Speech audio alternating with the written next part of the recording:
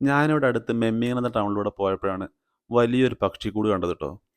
അപ്പോൾ ഈ ഒരു പക്ഷിക്കൂട് 1 മീറ്റർ നീളവും വീതിയുണ്ട്.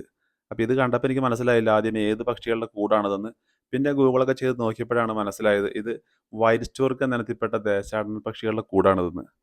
അപ്പോൾ ഇത് ഭയങ്കരമായിട്ട് വലിപ്പമുള്ള കൂടാ. ഏകദേശം 1 മീറ്റർ നീളവും വീതിയുള്ള കൂടുകളാണിത്.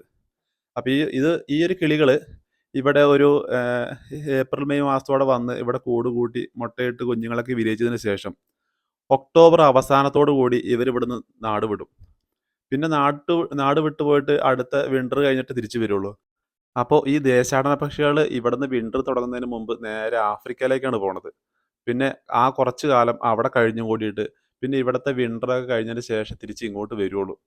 അപ്പോൾ ഇത്രയും ദൂരം പറന്നു പോകുന്ന ഒരു പക്ഷികളാണ് ഈ ഒരു വൈറ്റ് സ്റ്റോർക്ക് ഇനത്തിൽപ്പെട്ട ദേശാടന പക്ഷികള്. അപ്പോൾ അടുത്ത വീഡിയോയിൽ കാണുന്നവരെ ബൈ.